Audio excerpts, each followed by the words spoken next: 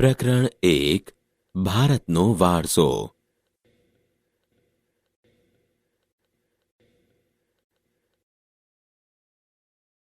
પ્રસ્તાવના.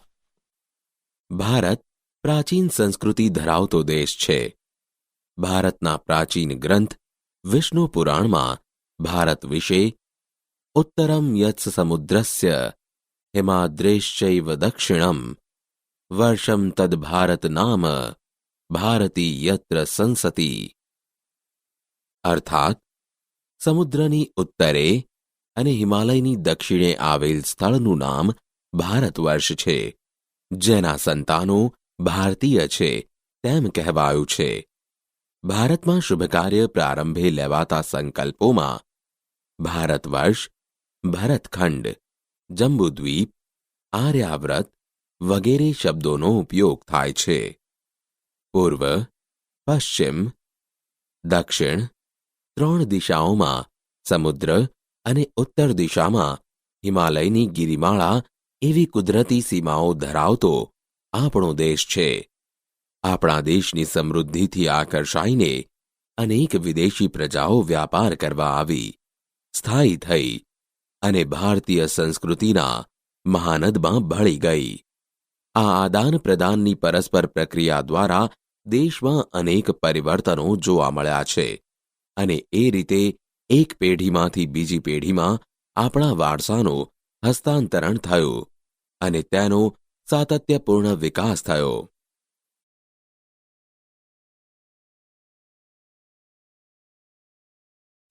ભારતનું સ્થાન અને વિસ્તાર. પ્રાચીન સમયનું ભારત ઘણું વિશાળ હતું અને હાલમાં પણ ભારત વિસ્તારની દ્રષ્ટિએ વિશ્વમાં 7મા ક્રમે અને જનસંખ્યાની દ્રષ્ટિએ બીજું સ્થાન ધરાવે છે.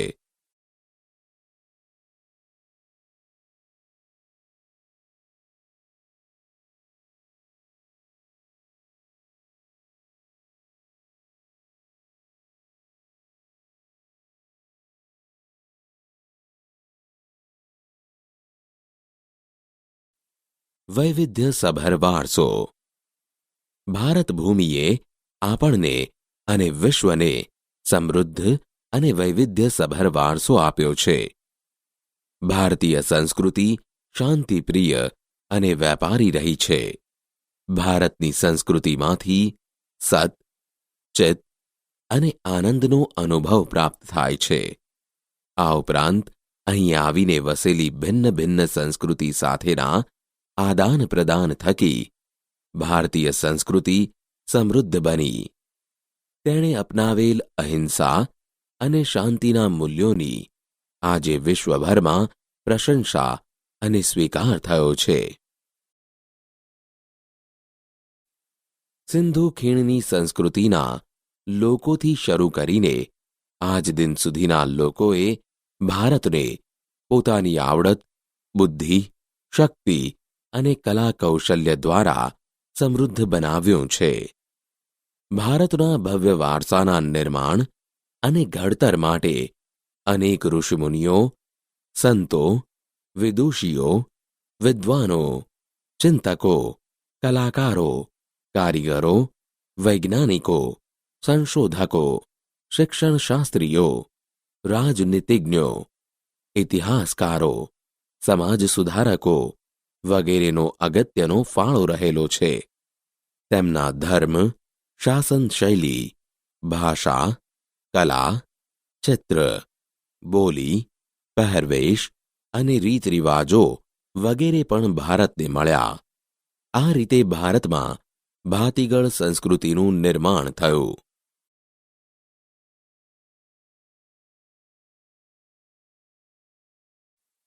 સંસ્કૃતિનો અર્થ. સંસ્કૃતિ એટલે જીવન જીવવાની રીત. દેશ કે સમાજમાં કાળક્રમે બદલાતા સંજોગો અનુસાર જનજીવનમાં આવતા પરિવર્તનો, સુધારા, સામાજિક નીતિ, રીતિ ઇત્યાદિ વડે ભિન્ન ભિન્ન સમાજોમાં સંસ્કૃતિ બને છે. સંસ્કૃતિ એટલે માનવ મનનું ખેડાણ અને તેમાં માનવ સમાજની ટેવો, મૂલ્યો, આચાર વિચાર ધાર્મિક પરંપરાઓ, રહેણીકરણી અને જીવનને ઉચ્ચતમ ધ્યેય સુધી લઈ જતા આદર્શોનો સરવાળો એમ પણ કહી શકાય.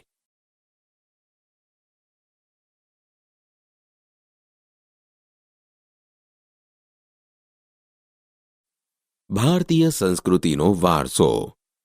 વારસો એટલે આપણને આપણા પૂર્વજો તરફથી મળેલી અમૂલ્ય ભેટ. ભારતનો ઇતિહાસ હજારો વર્ષ પુરાણો છે. શાળાકીય અભ્યાસમાં લેવાતી દૈનિક પ્રતિજ્ઞામાં આપણે હું મારા દેશને ચાહું છું અને તેના સમૃદ્ધ અને વૈવિધ્યપૂર્ણ વારસાનો મને ગર્વ છે તેમ કહીએ છીએ. આ સમૃદ્ધ વારસો એટલે ભારતનું સમગ્ર વિશ્વને પૂર્ણ માનવ જીવનના રહસ્યોનું પ્રદાન એમ કહી શકાય. ભારતના આ વારસાને નીચે દર્શાવેલા બે વિભાગોમાં વહેંચીને સમજીએ. 1. ભારતનો પ્રાકૃતિક વારસો. 2. ભારતનો સાંસ્કૃતિક વારસો.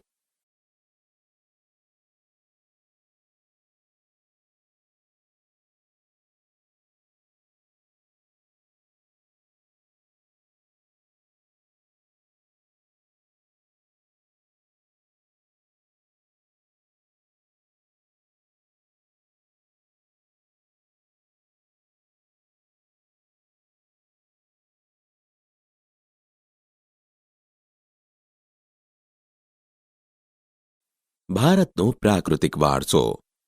પ્રકૃતિ, પર્યાવરણ અને માનવ જીવન વચ્ચેના નિકટતમ સંબંધોનું પરિણામ એટલે પ્રાકૃતિક વારસો. પ્રાકૃતિક વારસો એ કુદરતની ભેટ છે.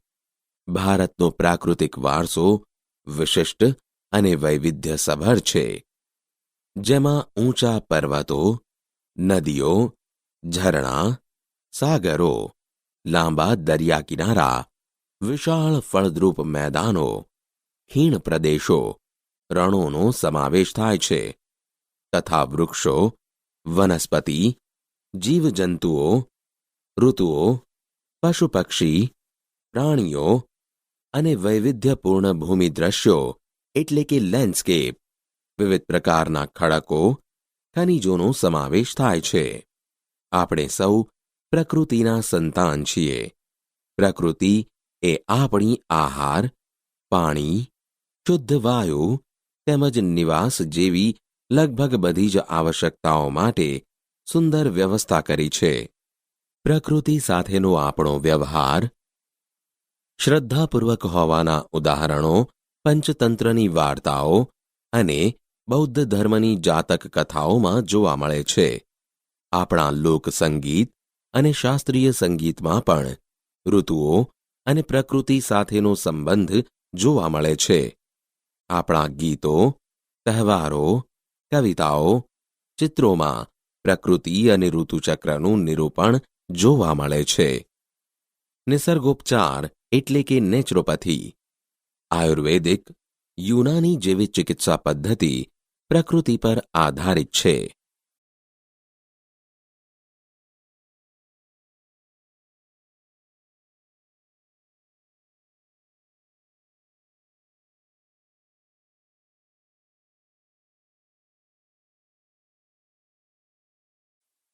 ભૂમિ દ્રશ્યો, લેન્ડસ્કેપ્સ.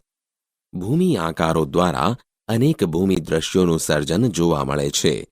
દાખલા તરીકે હિમાલય પર્વત એ ભૂમિ આકાર છે. હિમાલયમાં અનેક પ્રકારની ઉપયોગી વનસ્પતિ, ખનિજો, અવનવા પશુ પંખી અને શિખરો બરફથી છવાયેલા રહે છે. તેનાથી મોટી નદીઓ બારેમાસ ભરપૂર પાણીથી સમૃદ્ધ રહે છે. તરાઈના જંગલો પણ ત્યાં આવેલા છે. હિમાલયમાં અમરનાથ, બદ્રીનાથ, કેદારનાથ જેવા યાત્રાના સ્થળો, નંદાદેવી જેવા શિખરો પણ આવેલા છે. ભારત માટે હિમાલયનું મહત્વ ઘણું છે.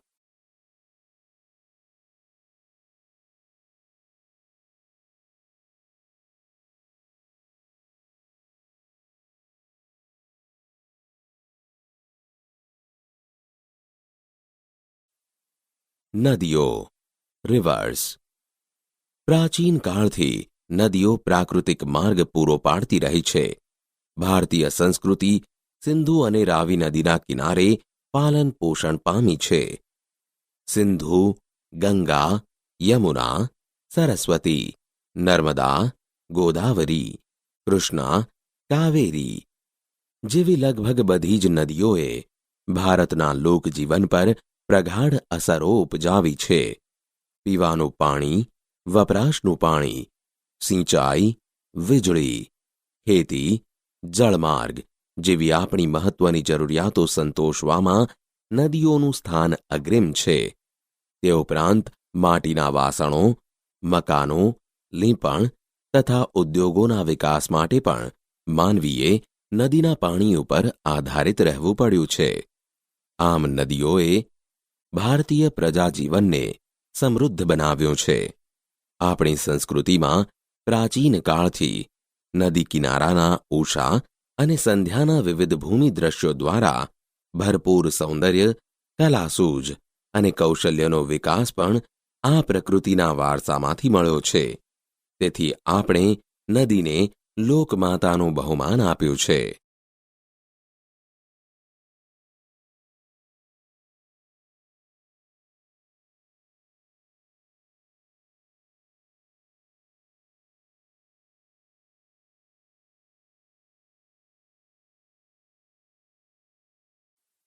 વનસ્પતિ જીવન, વેજીટેશન. ભારતની પ્રજા આદિ સમયથી પર્યાવરણ પ્રેમી રહી છે, જેની સાક્ષી તેનો વૃક્ષ પ્રેમ, પુષ્પ પ્રેમ અને છોડવાઓ પરત્વેનો આદર સૂચવે છે. માણસ, પ્રાણી, પશુ પક્ષીના આહાર માટે વનસ્પતિ પર આધાર રાખવો પડે છે. ભારતમાં વડ, પીપળો, તુલસી વગેરેની પૂજા ધૂપદીપ કરવામાં આવે છે. વટ સાવિત્રી વ્રતમાં વડની પૂજા કરવામાં આવે છે. અનાજ, કઠોળ, તેલીબિયાના છોડ, ધન ધાન્યથી લહેરાતા ખેતરો, વન સમૃદ્ધિથી ભરેલા જંગલો અને ઔષધિઓ માટે ઉપયોગી છોડવાઓએ આપણા અતિ પ્રાચીન કાળથી જીવનને સમૃદ્ધ બનાવ્યું છે.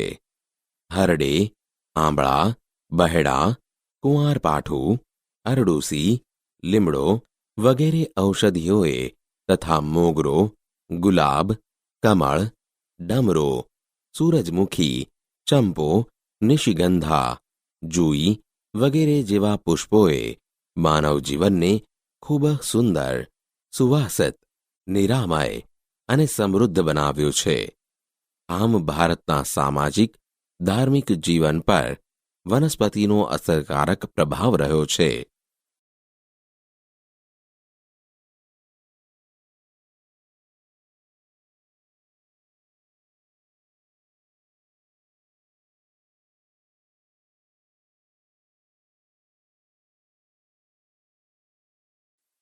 વન્યજીવન, વાઇલ્ડ લાઈફ. પ્રાચીન સમયથી ભારત દેશ પ્રકૃતિ પ્રેમી હોવાની સાથે સાથે પ્રાણી પ્રેમી સંસ્કૃતિ ધરાવતો દેશ છે. વાઘ, સિંહ, હાથી, ગેંડો, ચિત્તો, શિયાળ, રીંછ, હરણ, રોજ, સાબર, સસલા, અજગર, સાપ, નાગ, નોળિયા, ઘો, શાહુડી જેવા અનેક જીવો જોવા મળે છે. વિશ્વમાં એશિયાઈ સિંહો માત્ર ગુજરાતના ગીરના જંગલોમાં જોવા મળે છે. આપણી ધાર્મિક માન્યતાઓમાં લોકોએ કેટલાક વન્યજીવોને વાઘ, મોર, મગર, ગરુડ વગેરેને દેવદેવીઓના વાહન તરીકે સ્થાન અપાયું છે. આપણી રાષ્ટ્ર મુદ્રામાં પણ 4 સિંહ, ઘોડો તથા બળદની આકૃતિ મૂકીને તેનું મૂલ્ય આંક્યું છે. વળી આ વન્યજીવોની રક્ષા માટે અભયારણ્યો બનાવી તેમના જીવનની સુરક્ષા માટે કાયદા પણ ઘડેલ છે.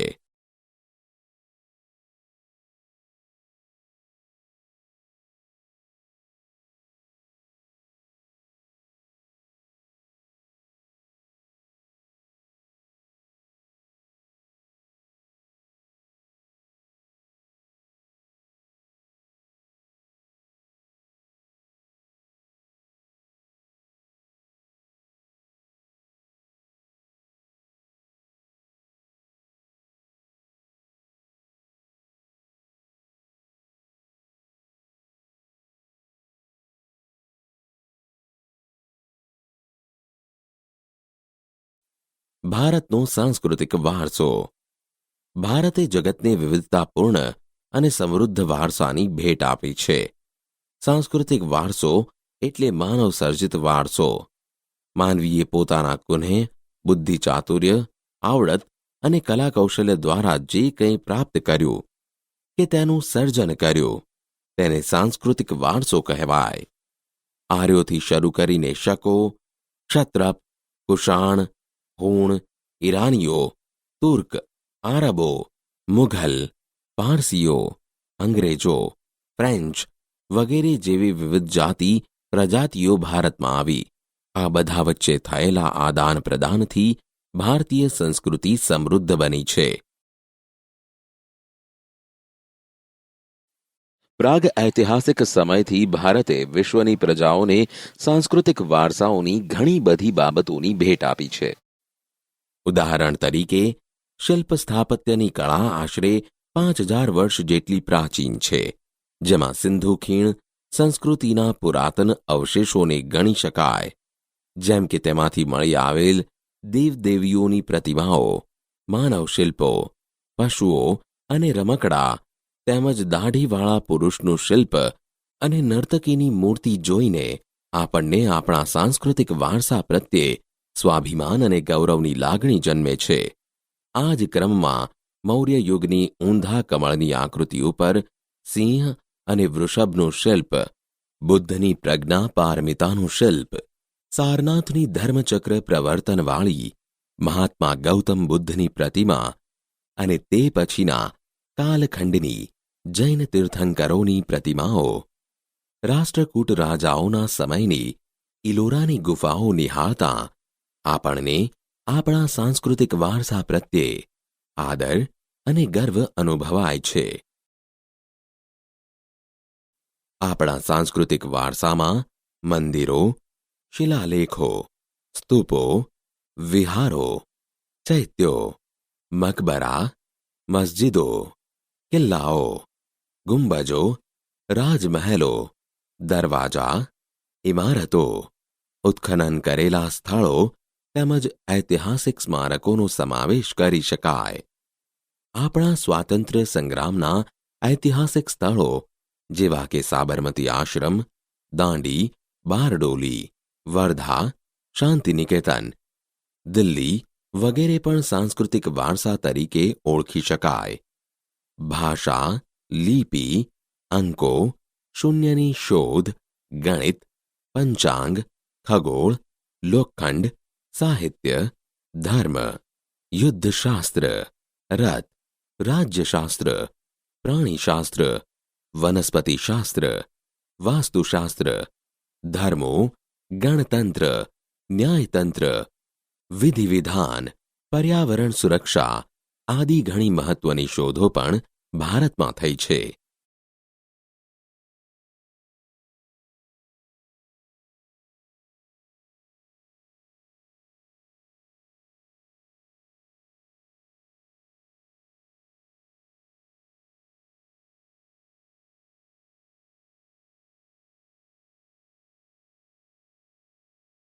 ગુજરાતનો સાંસ્કૃતિક વારસો.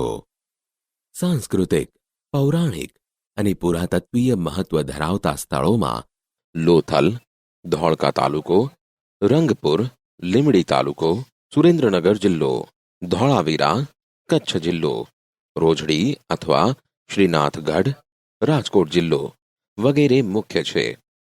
વડનગરનું કીર્તિ તોરણ, જૂનાગઢમાં આવેલો સમ્રાટ અશોકનો શિલાલેખ, મોઢેરાનું સૂર્ય મંદિર, ચાંપાનેરનો દરવાજો, સિદ્ધપુરનો રુદ્રમહાલય, વિરમગામનું મુનસર તળાવ, અમદાવાદ જામા મસ્જિદ, ઝૂલતા મિનારા, સીદી સૈયદની જાળી, હઠીસિંગના દેહરા, પાટણનું સહસ્ત્રલિંગ તળાવ, વડોદરાનો રાજમહેલ, જૂનાગઢનો મોહમ્મદ ખાનનો મકબરો, નવસારીની પારસી અગિયારી વગેરે ઐતિહાસિક મહત્વ ધરાવતા જોવાલાયક સ્થળો છે. ધાર્મિક મહત્વ ધરાવતા સ્થાનોમાં દ્વારકાનું દ્વારકાધીશ મંદિર અને જગદગુરુ શંકરાચાર્યની શારદાપીઠ, 12 જ્યોતિર્લિંગો પૈકીનું સોમનાથ મંદિર, ઉત્તર ગુજરાતમાં અંબાજી, બનાસકાંઠા જિલ્લો, બહુચરાજી મહેસાણા જિલ્લો અને મહાકાલી માતાજી પાવાગઢ પંચમહાલ જિલ્લો, મીર દાતાર ઉનાવા પાટણ જિલ્લો, જૈન તીર્થ પાલીતાણા ભાવનગર જિલ્લો, રણછોડરાયજી મંદિર ડાકોર ખેડા જિલ્લો અને શામળાજી અરવલ્લી જિલ્લો વગેરે તીર્થસ્થાનો ગણાવી શકાય. ગુજરાતના જાણીતા ધાર્મિક, સામાજિક અને પ્રવાસનલક્ષી સ્થળોમાં પોળો, વિજયનગર પતંગોત્સવ અને કાંકરિયા કાર્નિવલ, અમદાવાદ તાનારીરી મહોત્સવ, વડનગર ઉત્તરાર્ધ નૃત્ય મહોત્સવ, મોઢેરા રણોત્સવ, કચ્છ વગેરેનો સમાવેશ થાય છે.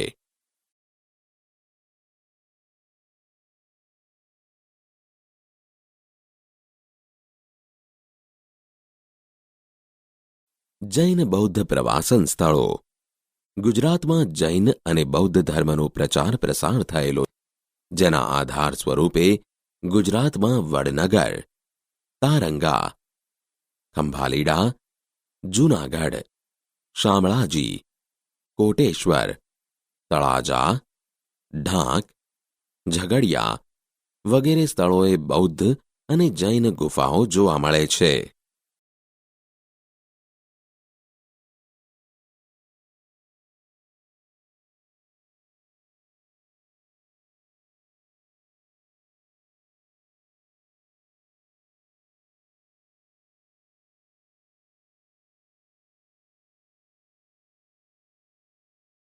ગુજરાતના મેળાઓ. ગુજરાતની ભાતીગળ સંસ્કૃતિમાં વિવિધ સ્થળોએ પરંપરાગત રીતે તથા ધાર્મિક, સામાજિક મહત્વ ધરાવતા મેળાઓ યોજાય છે, જે પૈકી મુખ્ય મેળાઓની વિગત આ પ્રમાણે છે. મોઢેરાનો મેળો મોઢેરા, મહેસાણામાં શ્રાવણ વદ અમાસે ભરાય છે. બહુચરાજીનો મેળો બહુચરાજીમાં ચૈત્ર સુદ પૂનમે ભરાય છે. શામળાજીનો કાળિયા ઠાકોરનો મેળો શામળાજી, અરવલ્લીમાં કારતક સુદ 11થી અમાસ સુધી ભરાય છે. ભાદરવી પૂનમનો મેળો અંબાજી, બનાસકાંઠામાં ભાદરવા સુદ પૂનમે ભરાય છે. ભવનાથનો મેળો ગિરનાર, જૂનાગઢમાં મહાવદ નવમથી 12 સુધી ભરાય છે. તરણેતરનો મેળો તરણેતર, સુરેન્દ્રનગરમાં ભાદરવા સુદ 14થી છઠ સુધી ભરાય છે. ભડિયાદનો મેળો ભડિયાદ, અમદાવાદમાં રજબ માસની તારીખ 9, 10, 11 ભરાય છે.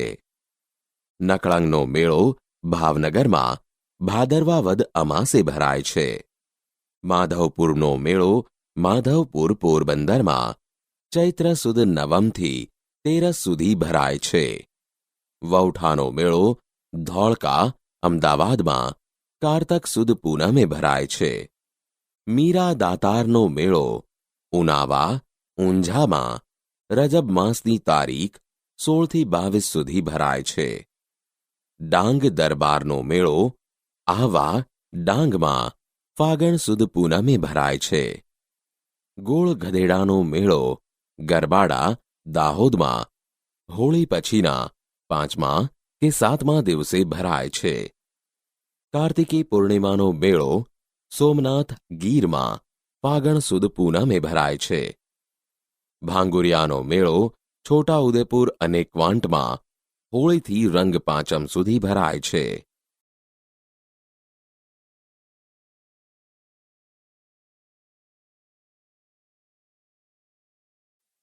ભારત ભૂમિ અને તેના લોકો. આદિમાનવ ભારતમાં તેમજ પૂર્વ દક્ષિણ આફ્રિકામાં એક સાથે ઉત્પન્ન થયા. ભારતના ભાતીગળ વારસા અને સમૃદ્ધિના આકર્ષણના કારણે અનેક વિદેશી પ્રજાઓ ભારત તરફ આકર્ષાઈ. અહીં અનેક જાતિઓ આવી. પરિણામે ભારતમાં લગભગ બધી જ જાતિના તત્વો મળી આવે છે. ભારતમાં દ્રવિડ પ્રજાની ગણના પ્રાચીનતમ પ્રજા તરીકે થતી હતી, પરંતુ નૃવંશશાસ્ત્રીઓ અને ભાષાશાસ્ત્રીની અદ્યતન શોધખોળોથી એવું જાણવા મળ્યું છે કે દ્રવિડો અને બીજી 6 જેટલી ભિન્ન ભિન્ન પ્રજાઓ પણ અહીં રહેતી હતી. તેમના વિશે થોડુંક વિશેષ જોઈએ.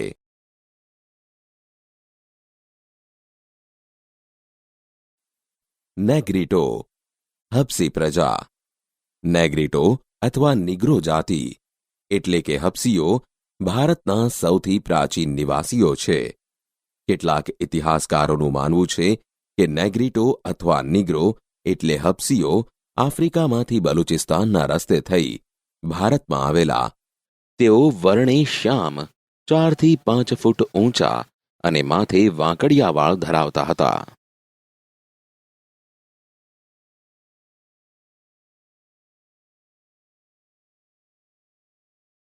બે, ઓસ્ટ્રેલોઇડ, નિષાદ પ્રજા. આ પ્રજા અગ્નિ એશિયામાંથી આવેલી હતી. તેઓનો રંગ શ્યામ, લાંબુ અને પહોળું માથું, ટૂંકું કદ, ચપટું નાક તેમની શારીરિક વિશેષતા હતી. ભારતમાં આવેલા આર્યો તેને નિષાદ કહેતા.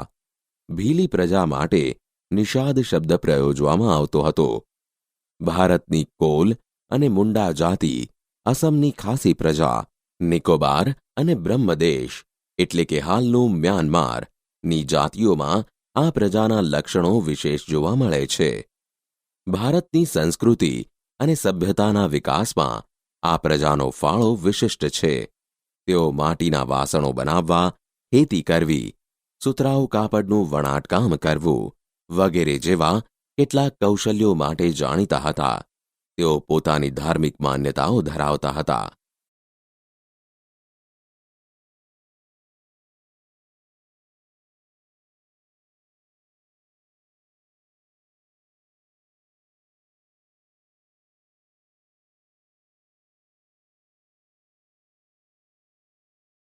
3, દ્રવિડ લોકો. દ્રવિડ મૂળ ભારતના હતા. તેમને મોહેન્જો દડોની સિંધુ સંસ્કૃતિના સર્જકો અને પાષાણ યુગની સંસ્કૃતિના સીધા વારસદાર તરીકે ઓળખવામાં આવે છે. ઉત્તરમાંથી આવેલી વિવિધ પ્રજાની ભાષા અને સાંસ્કૃતિક લક્ષણો ટકી રહ્યા. સમયાંતરે આ લોકો દ્રવિડ કહેવાયા. દ્રવિડોએ માતા રૂપે દેવી એટલે પાર્વતી અને પિતૃરૂપે પરમાત્માની એટલે શિવની પૂજાની સમજ આપી. દીપ, ધૂપ અને આરતીથી પૂજા કરવાની પરંપરા દ્રવિડોએ આપી હોવાનું મનાય છે. આ ઉપરાંત પ્રકૃતિ પૂજા, પશુ પૂજા વગેરે દ્રવિડોની ભેટ છે. દ્રવિડોના મૂળ દેવો આર્યોએ સ્વીકારી લીધા અને તેમને સંસ્કૃતિના દેવો તરીકે પુનઃ સ્થાપ્યા. સમય જતાં ઉત્તરના પ્રચંડ પ્રભાવ હેઠળ દ્રવિડોમાં આર્ય સંસ્કૃતિ ઊંડે સુધી વ્યાપી ગઈ. આંતરજ્ઞાતીય લગ્ન સંબંધો પણ પ્રસર્યા. દ્રવિડોમાં માતૃમૂલક કુટુંબ પ્રથા પ્રચલિત હતી. તેઓએ અવકાશી ગ્રહોના ક્ષેત્રમાં અને વિવિધ કલાઓ જેવી કે કાંતવું, વણવું, રંગવું, હોડી તરાપા જેવા ક્ષેત્રોમાં તેમનું વિશેષ પ્રદાન જોવા મળે છે. આર્યોના પ્રભુત્વ બાદ તેઓ દક્ષિણ ભારત તરફ ખસતા ગયા અને ત્યાં સ્થિર થયા. આજે દક્ષિણ ભારતમાં દ્રવિડ કુળની તમિલ, તેલુગુ, કન્નડ, મલયાલમ જેવી ભાષાઓ બોલતા લોકો વસે છે. પ્રારંભિક તમિલ સાહિત્ય ઉર્મિની અભિવ્યક્તિથી ભરેલું છે.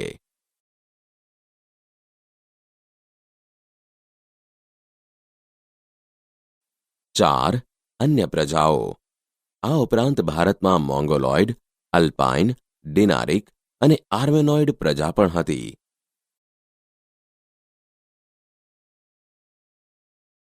મોંગોલોઇડ. આ પ્રજા ઉત્તર પશ્ચિમ ચીનમાંથી તિબેટમાં થઈ ભારતમાં આવી. તેમણે ઉત્તર આસામ, સિક્કિમ, ભૂતાન, પૂર્વ બંગાળ વગેરેમાં વસવાટ કર્યો. સમય જતાં તેમનું ભારતીયકરણ થયું. આ પ્રજાનો વર્ણ પીળો, ચહેરો ચપટો, ઉપસેલા ગાલ અને બદામ આકારની આંખો જેવા શારીરિક લક્ષણો ધરાવતી હતી. મોંગોલોઇડ લોકો પીળા વર્ણના હોવાથી તે કિરાત તરીકે ઓળખાતા.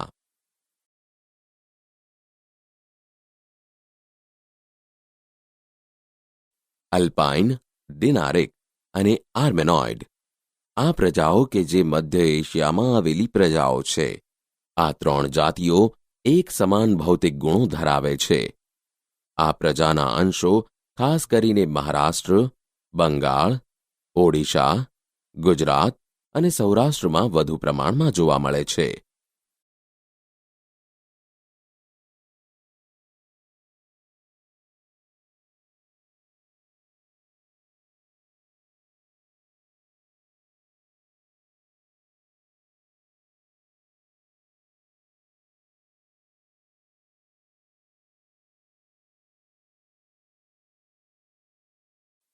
આર્યો. ભારતની આર્ય સભ્યતાના નિર્માતાઓ આર્ય એટલે કે નોર્ડિક લોકો હતા. પ્રાચીન કાળમાં હિન્દુઓ આર્ય કહેવાતા. તેઓની મુખ્ય વસ્તી જે પ્રદેશમાં હતી તે પ્રદેશને આર્યવ્રત નામ અપાયું હતું. પ્રાચીન સમયમાં પ્રથમ આર્ય વસ્તી વાયવ્ય ભારતમાં હતી. ત્યાં 7 મોટી નદીઓ વહેતી હોવાના કારણે તેમણે તેને સપ્તસિંધુ નામ આપ્યું. ઉત્તર વૈદિક કાળમાં આર્યાવ્રતનો પૂર્વમાં મિથિલા એટલે બિહાર સુધી અને દક્ષિણમાં વિંધ્યાચળ સુધી વિસ્તાર થયો. અન્ય સમકાલીન પ્રજાઓ કરતાં આ વધુ વિકસિત હતા. આર્ય ભરત રાજા કે ભરત જાતિના નામ પરથી આ વિશાળ પ્રદેશ ભરતભૂમિ, ભરતખંડ, ભારતવર્ષ કે ભારત જેવા નામોથી ઓળખાવા લાગ્યો. આર્યો પ્રકૃતિ પ્રેમી હતા. તેઓ વૃક્ષો, પહાડો, સૂર્ય, વાયુ, નદીઓ, વરસાદ વગેરેની પૂજા આરાધના કરતા હતા. તેમણે આ દરેકની સ્તુતિઓ એટલે કે ઋચાઓની રચના કરી હતી. સમય જતાં વેદ પઠન પ્રચલિત બન્યું. સમયાંતરે તેમાંથી ધાર્મિક વિધિઓ શરૂ થઈ અને તે પછી યજ્ઞ યાગાદિ ક્રિયાઓ ભારતમાં શરૂ થઈ. ભારતમાં આવેલી વિવિધ પ્રજાઓની સંસ્કૃતિઓના વિશિષ્ટ તત્વો અપનાવી લઈને એક સમન્વયી સંસ્કૃતિનું સર્જન થયું. સમયાંતરે ભારતમાં આવીને વસેલી આ બધી જાતિઓ વચ્ચે લગ્ન સંબંધો દ્વારા પ્રજાઓનું સંમિશ્રણ થતું ગયું. બધાની એક વિશિષ્ટ રહેણીકરણી, અનેક ભાષાઓ, વિચારો, ધાર્મિક માન્યતાઓનો પણ સમન્વય થતો ગયો. આમ પ્રારંભ કાળથી જ આપણા દેશમાં એક સમન્વયકારી સંસ્કૃતિનું નિર્માણ થયું, જેણે ભારતને ભવ્ય અને સમૃદ્ધ વારસો આપ્યો. ભારતમાં ભાતીગળ સંસ્કૃતિનો વિકાસ થયો. આ પ્રજાઓ પરસ્પર એટલી ભળી ગઈ કે તેમનું કોઈ સ્વતંત્ર અસ્તિત્વ જ ન રહ્યું, અર્થાત તેમનું ભારતીયકરણ થયું. આ રીતે પ્રાચીન ભારતમાં આવેલી વિવિધ પ્રજાઓના સંમિશ્રણથી ભારતનો સાંસ્કૃતિક વારસો વિવિધતાપૂર્ણ, ભાતીગળ અને સમૃદ્ધ બન્યો.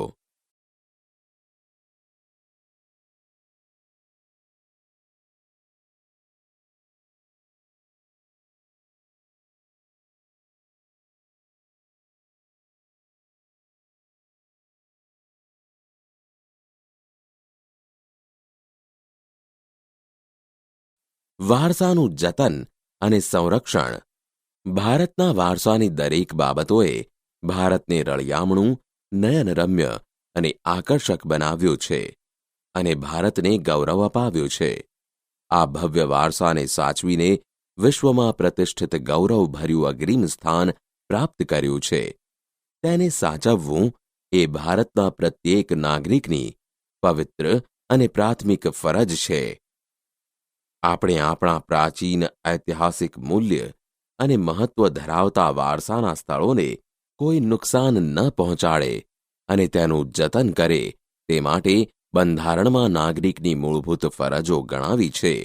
તે મુજબ આપણા ભારતીય બંધારણના અનુચ્છેદ 51 ભારતના નાગરિકની જે મૂળભૂત ફરજો દર્શાવી છે તેમાં પણ 6, જ અને ટ અર્થાત 6, 7 અને 9 દર્શાવ્યા મુજબ આપણી સમન્વિત સંસ્કૃતિના સમૃદ્ધ વારસાનું મૂલ્ય સમજી તેની જાળવણી કરવાની ફરજ જંગલો, તળાવો, નદીઓ અને વન્ય પશુપંખીઓ સહિત કુદરતી પર્યાવરણનું જતન કરવાની અને તેની સુધારણા કરવાની અને સર્વજીવો પ્રત્યે અનુકંપા રાખવાની ફરજ, જાહેર મિલકતોનું રક્ષણ કરવાની અને હિંસાનો ત્યાગ કરવાની ફરજોનો સમાવેશ કરવામાં આવ્યો છે. આમ પ્રકૃતિએ જે રમ્ય ભૂમિ દ્રશ્યો ભારતની ભૂમિ પર સર્જેલા છે તેની સુંદરતા, પવિત્રતા અને શુદ્ધતાને આપણે સહુ સાથે મળીને એક નૈતિક ફરજ સમજીને જાળવવા જોઈએ. વારસાનું ઘડતર અને ક્રમિક વિકાસ ભારતને મળેલ વિશિષ્ટ પ્રાકૃતિક રચના પર આધારિત છે. પ્રકૃતિ દ્વારા ભારતને અઢળક સમૃદ્ધિ પ્રાપ્ત થઈ છે. આ પ્રાકૃતિક વિશેષતાઓએ ભારતને દરેક ક્ષેત્રોમાં વિકાસ માટેની અણમોલ તક પૂરી પાડી છે. ભારતનો વારસો એ હજારો વર્ષોથી ભારતના લોકો દ્વારા આર્થિક, રાજકીય, સામાજિક અને સાંસ્કૃતિક ક્ષેત્રે કરેલ વિકાસનું પરિણામ છે તેમ કહી શકાય.